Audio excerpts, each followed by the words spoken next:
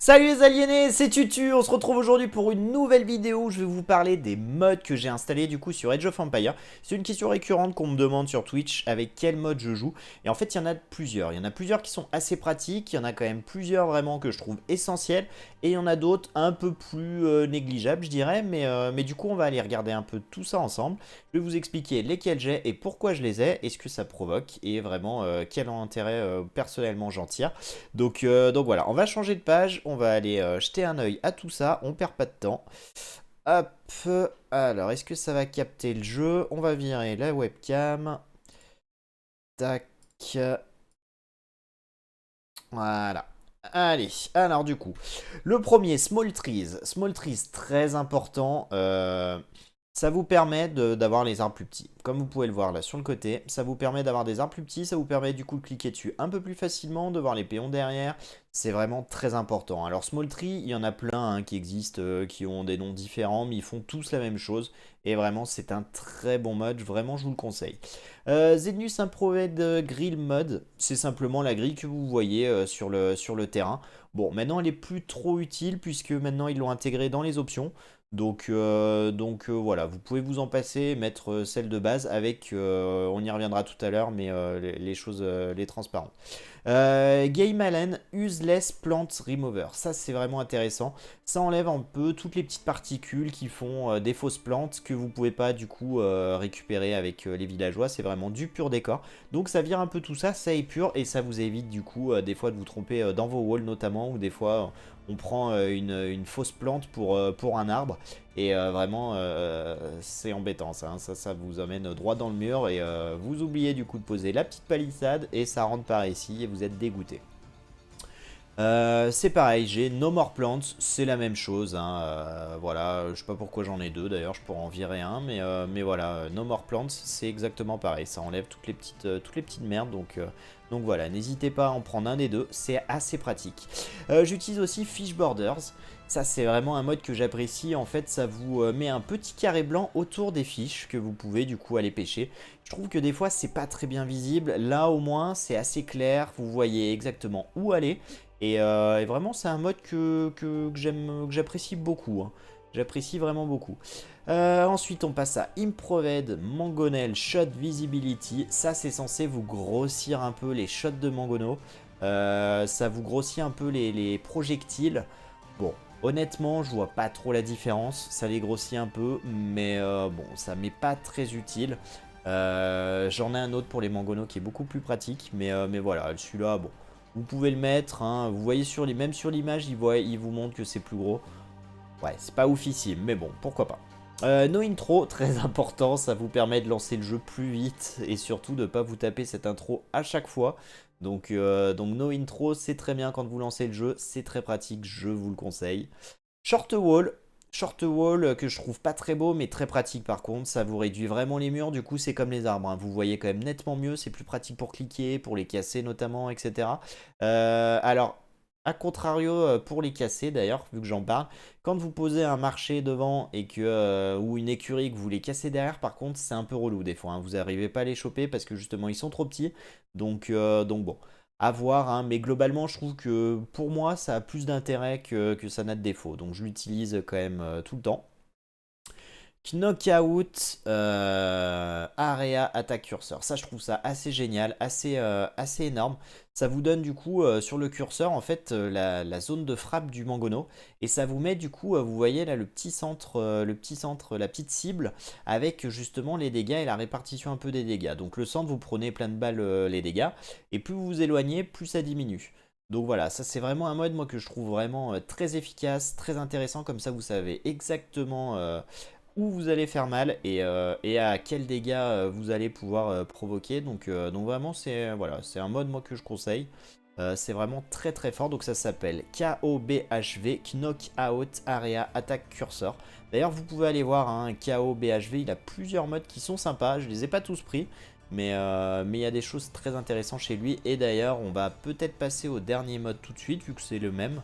C'est le Mousse Cursor 7. Ça vous permet du coup de changer de couleur. Vous avez du coup cette forme que j'ai sur mon curseur qui est un peu spéciale. Et ça va prendre la couleur rouge si c'est un sanglier ou un ennemi, vert si c'est je sais plus quoi, enfin bon, voilà, ça prend la couleur et ça aussi s'adapte en fonction de la ressource que vous prenez. Par exemple, ça va mettre un petit dessin de viande sur le sanglier, ça va mettre un petit dessin de bois sur le bois, un petit dessin de pierre sur la pierre, etc. Voilà, ça m'a pas changé la vie honnêtement, mais je trouve que je suis peut-être un poil plus précis, même si j'ai mis un temps d'adaptation à me faire à ce nouveau curseur, hein. Mais, euh, mais voilà, je le trouve plutôt sympa. Peut-être que si je rejouais avec l'ancien, peut-être que je reviendrai à l'ancien, je sais pas. En tout cas, je m'y suis fait et ça marche, voilà, ça le fait, donc je le garde. Voilà, c'est pas indispensable honnêtement, mais j'aime plutôt bien. Vraiment un que j'adore, c'est Centered Minimap. Vraiment, que ça vous centre la minimap vraiment ici, là. Et ça, vraiment, je trouve ça très très très important pour moi. Parce que j'ai beaucoup de mal à... Je visualise moins bien dans l'angle en bas à droite quand il se passe des choses. Alors qu'au centre, là, vraiment, votre regard est quasiment toujours porté dessus. Vous baissez juste un peu les yeux. Et mine de rien, moi, je sais que je vois plus de choses. Après, ça, c'est propre à chacun. Si vous préférez jouer avec la minimap à droite, à gauche, en haut, je crois qu'il y a des modes pour les foutre un peu n'importe où. Mais du coup, moi, personnellement, je préfère. Alors oui, ça vous laisse un petit creux moche ici. Bon, j'envisage de mettre mon chat ici sur Twitch pour combler ce trou-là qui fait un peu bizarre sous le score. Mais clairement, moi, je préfère, hein. Donc voilà, ça c'est vraiment un mode sur lequel je ne reviendrai pas, sinon je serais clairement perdu. Donc voilà, ça c'est tous les modes que j'utilise. Il y en a d'autres qui sont utiles et je vais vous en parler d'un en particulier que je n'utilise pas parce que j'ai mes raisons, mais c'est Age of Mandala. On va voir. Il a fait pas mal de choses ce Mandala. Donc il y a quand même le Town Center, Tower, Castle, Crépost, Tower, machin, truc, bidule. Il y en a des tonnes et des tonnes. Vraiment, il a beaucoup travaillé, Geoff Mandala. Il a tout donné, hein. C'est le mec qui a vraiment envoyé du bois. Mais voilà. Alors, à quoi ça sert? Eh bien, principalement, ça sert à montrer, vous voyez, un petit cercle autour du forum, autour de la tour, autour du château, autour du créposte, etc. Et ça vous montre la portée, en fait. Du coup, si l'adversaire a fletching, etc., jusqu'où il tire. Donc, ça vous permet de savoir jusqu'où vous pouvez aller sans prendre de flèches. Et à contrario, jusqu'où votre adversaire peut aller et à quel moment vous pouvez lui tirer dessus. Donc c'est vraiment très pratique. Personnellement, je ne l'utilise pas parce que je trouve ça très moche. Déjà que je joue en dézoomé avec la minimap au centre et tout. Je trouve qu'il ne faut pas abuser. À un moment, je vois à peu près où ça tire. Et du coup, voilà, je préfère ne pas m'en servir. Même si clairement, c'est un sacré avantage de l'avoir, hein. C'est un très très bon mode. Donc à vous de voir si ça vous est indispensable. Moi, je vous conseille de l'installer si vous trouvez, si vous y voyez un intérêt. Sinon, bah, ça va juste amener de la pollution sur votre jeu. Donc voilà, à vous de voir. Mais voilà, c'est pareil. Age of Mandala, comme je vous le disais, il a fait quand même pas mal de petites choses. Donc à regarder ce qui vous intéresse. Mais voilà. Après, en autre mode, donc là j'ai fait un peu le tour de tout ce qu'il y avait. Il y a un autre mode, j'ai perdu le nom. Je crois que c'est peut-être Kios qui l'utilise. Où, en fait ça vous permet à l'âge sombre d'avoir un forum plus épuré et du coup vous avez plus de place pour voir ce qui se passe dessous. C'est très pratique parce que souvent sous le TC des fois c'est un peu le bordel pour mettre ses cerfs, son sanglier, ses moutons. C'est très pratique mais je trouve ça pareil, je trouve ça très vilain donc j'essaye de jouer sans. Je l'ai toujours pas installé, je pense que je l'installerai pas mais vraiment c'est un mode qui peut vraiment vous aider. Alors j'ai perdu le nom, je suis désolé. Mais voilà, ça c'est les deux que j'ai pas et qui peuvent vous servir. Enfin les deux, il y en a plusieurs, hein, puisque chaque chose différente a son mode, le château, la tour, le forum. Donc voilà, ça c'est un peu tous les modes que j'utilise et donc ça me change quand même un peu la vie. Les modes ils sont intégrés dans le jeu, donc ça veut dire que c'est autorisé, sinon ils ne seraient pas là. Et certains voient ça comme pour certains un peu de la triche. Il y en a, c'est vrai, ça fait un peu cheater. Mais voilà, c'est toléré, c'est accepté, notamment en tournoi par Age of Empires, par Microsoft, par la communauté. Donc en fait, c'est simplement des outils. Et d'ailleurs, comme on le voit avec la grille au sol, petit à petit, ils sont intégrés même dans les options et dans le menu. Donc ça montre bien quand même que c'est des petits compléments qui auraient peut-être dû être là dès le début et qui sont progressivement intégrés au jeu. Donc voilà, je pense que c'est clairement légitime d'en utiliser des modes. Voilà, je crois pas que ça change complètement le jeu. Sinon, bah, il y a les codes de triche si vous voulez vraiment avoir des modes de ouf.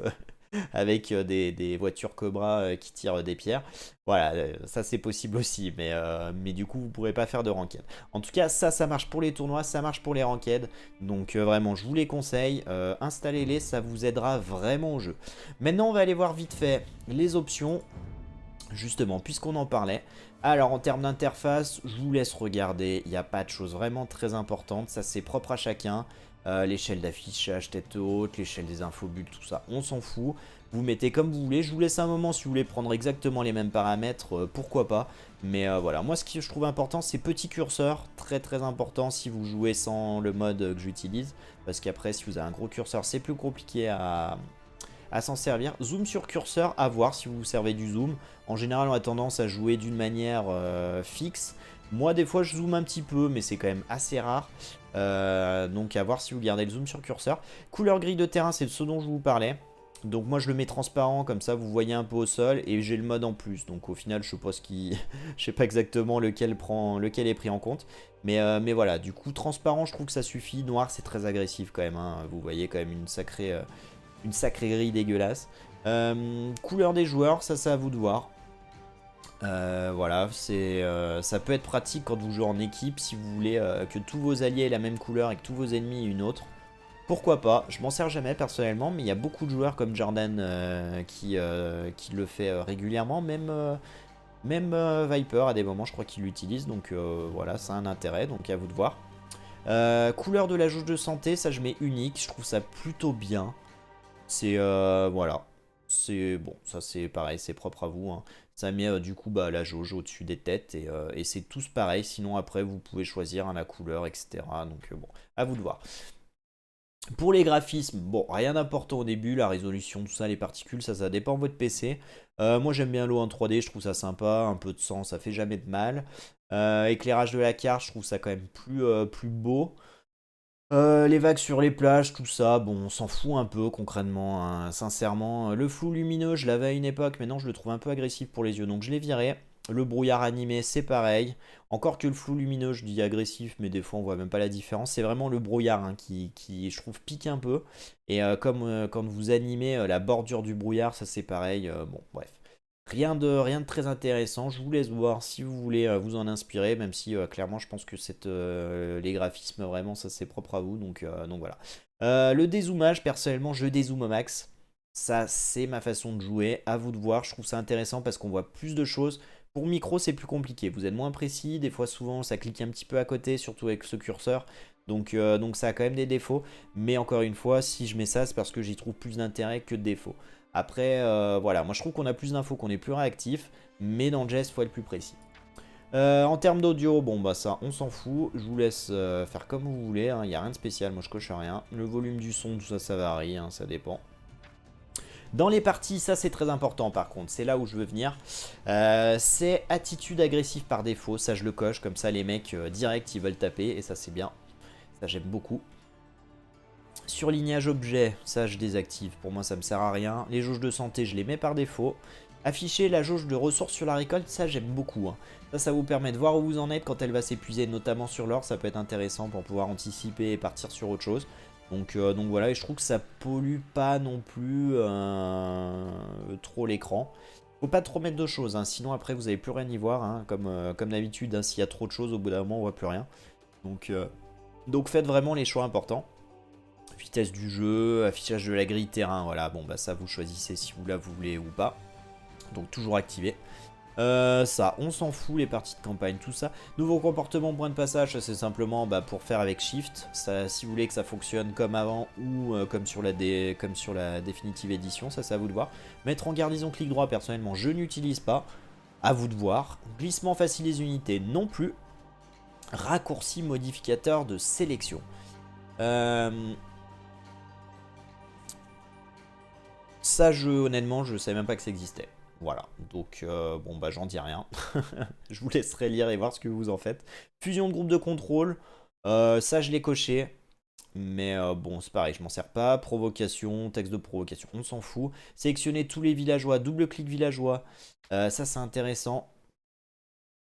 Parce que vous pouvez choisir en double-cliquant sur un villageois tous les villageois inactifs. Donc à vous de voir. Moi je m'en sers pas, j'ai un raccourci pour les villageois inactifs.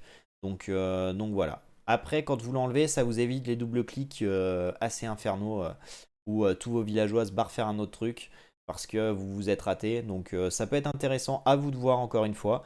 Vitesse de défilement, plus c'est haut, mieux c'est, plus vous serez à même du coup de réagir vite.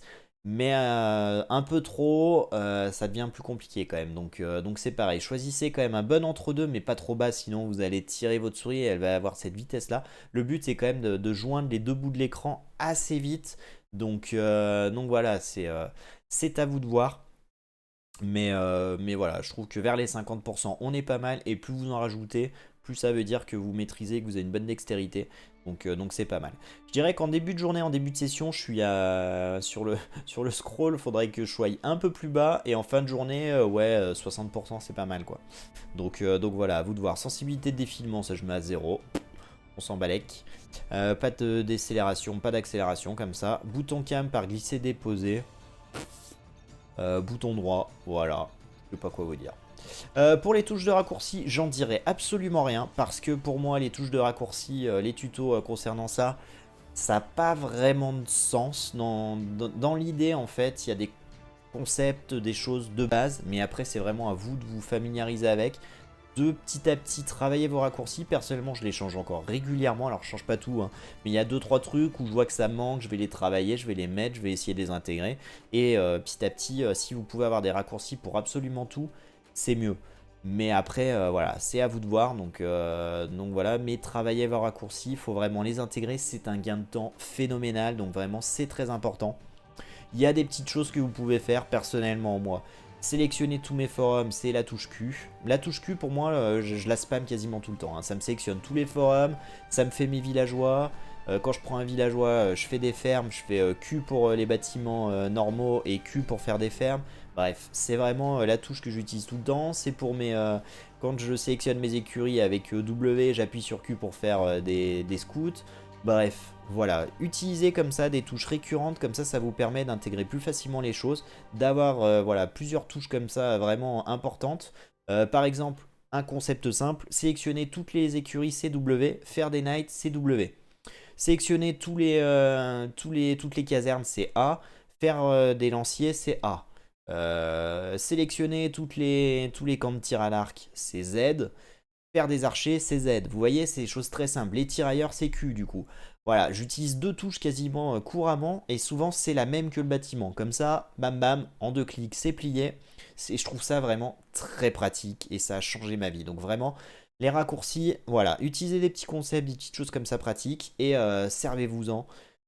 Ça vous fera progresser, faut les intégrer petit à petit, pas tout d'un coup, mais vraiment petit à petit, vous en rajoutez, vous les travaillez et vous allez voir, ça va vous changer la vie. Donc voilà. Je crois qu'on a fait à peu près le tour. On va même aller plutôt sur cette scène-là, ça sera mieux. Donc on a fait le tour. J'espère sincèrement que ça va vous aider. J'espère voilà, que vous installerez des mods utiles à vous. C'est toujours pareil, je l'ai répété, je l'ai un peu spammé durant cette vidéo, mais faites comme bon vous semble, faites comme ça vous arrange. Mais en tout cas, sachez que ça existe, sachez qu'il y en a beaucoup qui sont là, c'est pour vous faciliter la vie. Et utilisez-les parce que clairement ça vous facilite la vie. Donc prenez-les en main, essayez-les un peu tous et vous allez voir, il y en a pour certains, vous n'en reviendrez pas, hein. Vous allez les garder toute votre vie, hein, parce que c'est vraiment essentiel.